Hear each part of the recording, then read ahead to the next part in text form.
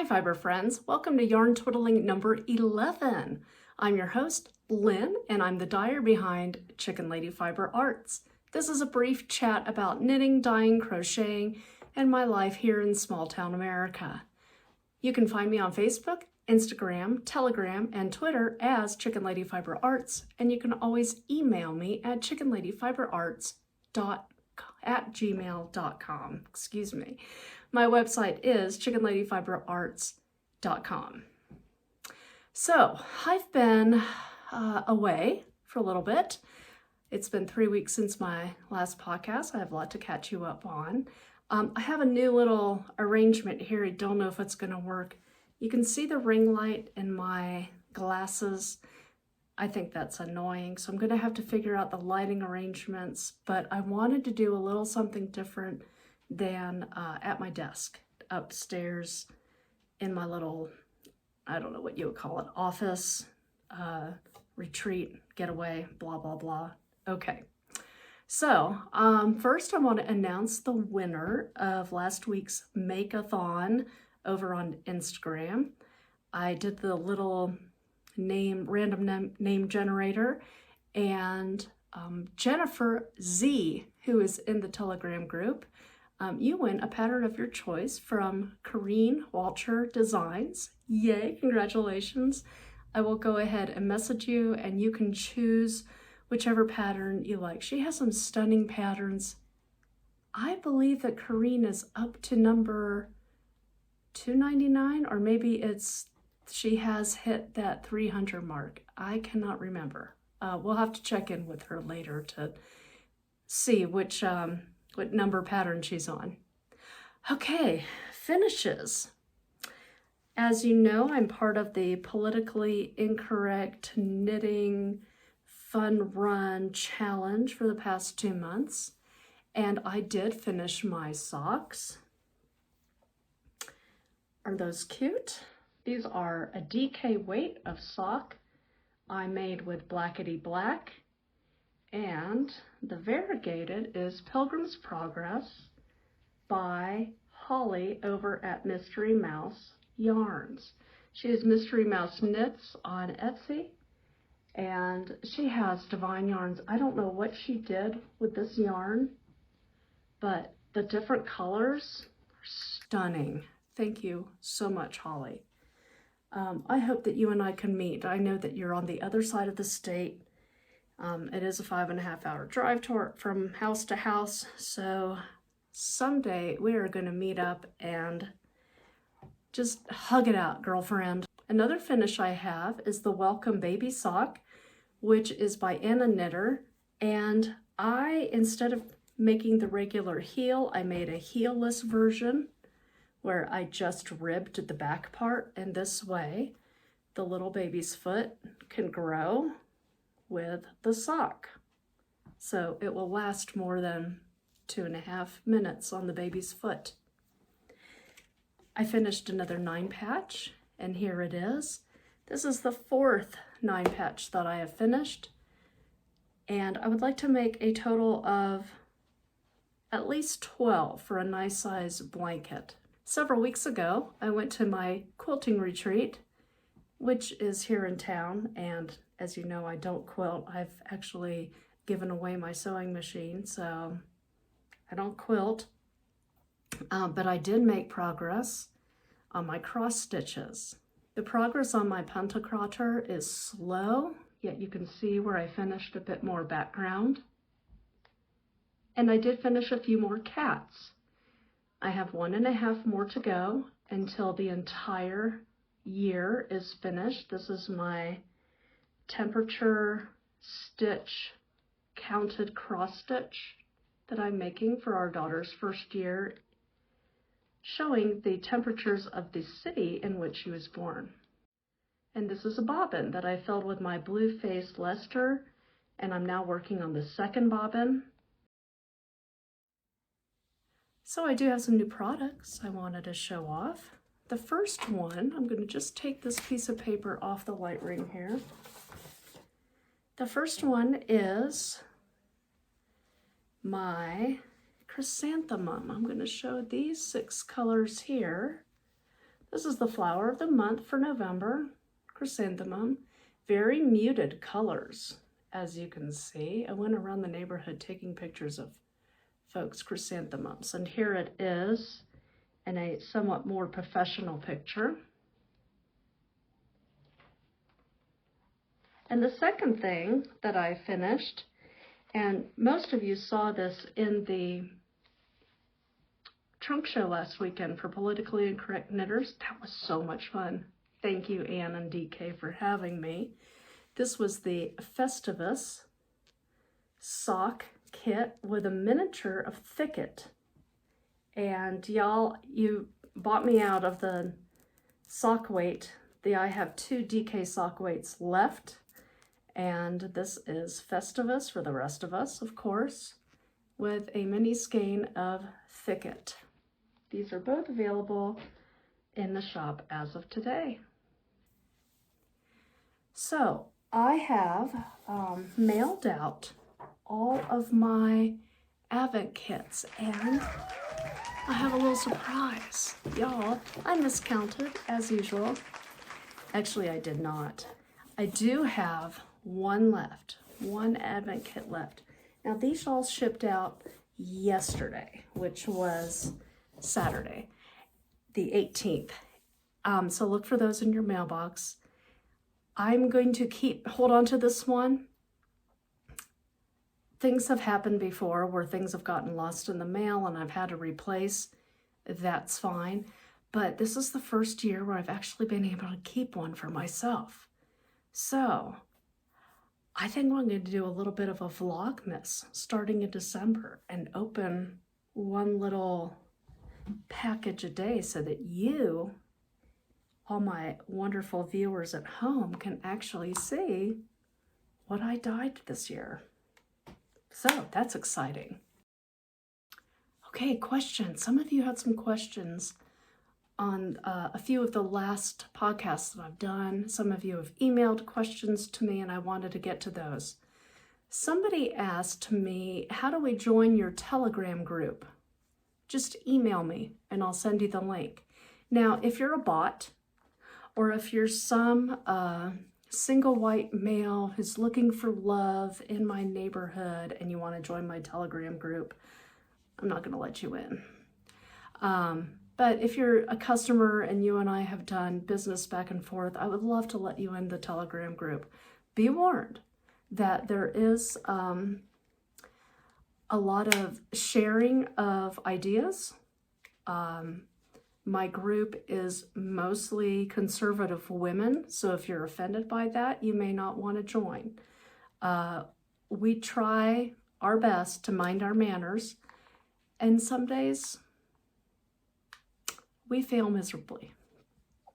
All right, that's for the Telegram group. Just email me, chickenladyfiberarts@gmail.com. Another question about my new chickens. Someone asked, will the new girls lay eggs? Yeah, they're already laying. In fact, I got my first ever in the history of owning chickens, I got my first ever double yolked egg. Here's a little picture of it. Someone has asked if I need to have a rooster, like an egg daddy, in order to get eggs. No. In fact, as females, human females, we lay an egg every month, but we need a daddy in order to fertilize that egg. Otherwise, we just go through our menstrual cycle and lay an egg every month, right? Don't need a guy for that, but we do need that female-male daddy relationship called a special hug in order to have a baby.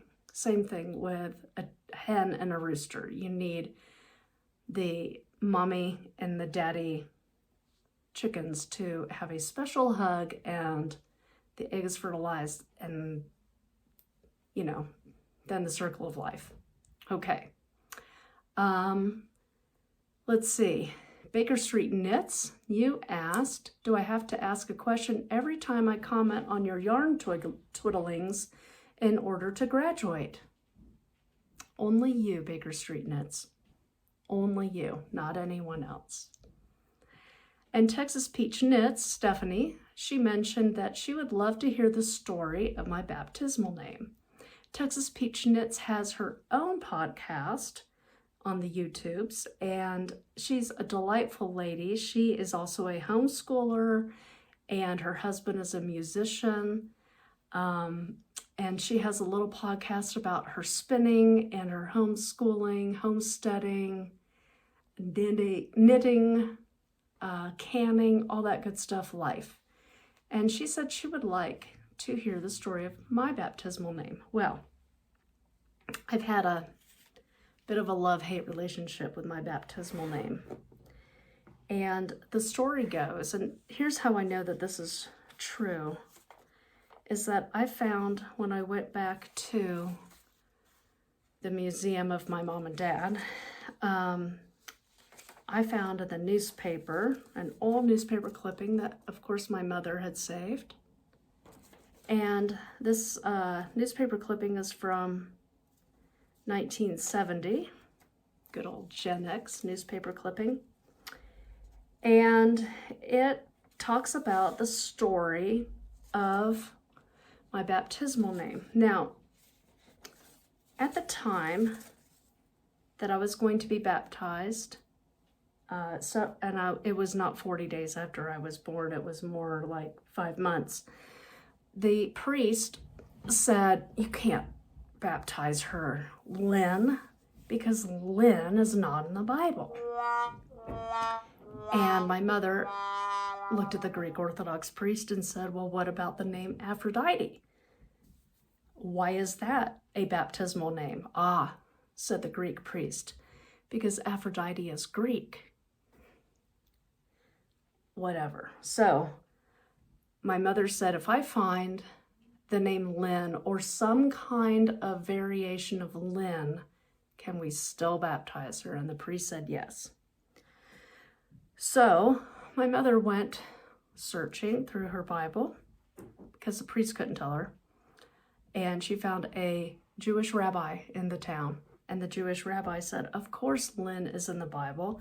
There's the name Linus, which is found in 2 Timothy. So this is my Holy Bible. And at the end of 2 Timothy, chapter 4, verse 21, do your utmost to come before winter. Eubulus greets you, as well as Pudens, Linus, Claudia, and the brethren. So Paul is saying specifically, hey, Linus says hi. Rabbi telling my mother to tell the priest that Linus is in the Bible. So I've always hated Linus until this past month. I had it reframed for me. Apostle Linus was the second pope, and he was the pope. He was one of the apostles of Paul, and he was the second pope in Rome, I believe in the year 67 AD, so very early on. And the other reframing I had was from one of my girlfriends on our video chat the other night. Said, well, Linus is the best person in the Charlie Brown Christmas story because he's the one that tells us why we celebrate Christmas. And after this many years of saying, my baptismal name is Linus, yuck, I can now say, my baptismal name is Linus. Feast day is November 5th, so we just celebrated it. So happy name day to me. Yay! Okay, so thanks for your questions. If you have more questions, please drop them below or email me. And I have 2 knowledge blessings for you today. The first knowledge blessing. Some of you always carry a little tape measure with you. I have one in my purse, one in my desk drawer, one in this drawer, they're all over the house. However, if you're ever out and about and you want to measure something and you say, oh, I forgot my tape measure, borrow some money. No, really, borrow some money. This is a dollar bill. Well, it's a $10 bill, but all dollar bills are roughly the same size. Am I correct? Yeah, just stack them up, all the same size. And I actually learned this with my students one year. A dollar bill is about, let's see if I can line it up here, 6 inches long. So there you have it. Dollar bill, 6 inches long if you don't have a tape measure. Of course, if you fold it in half, 3 inches, fold it in half again, 1.5 inches. How tall is it? I don't know. Let's find out. A dollar bill is 2.5 inches tall. So there you go. 2.5 inches tall by 6 inches. So you don't always need a tape measure. Second knowledge blessing. I told you last time I met with you that I loved the song YYZ by Rush. In Canada, of course, it's pronounced YYZ. And I said that I know all the lyrics. Y'all, nobody got this. Well, except for my husband, who also knows the song very well. YYZ is an instrumental rock composition by the Canadian rock band Rush. And it was from their 1981 album, Moving Pictures.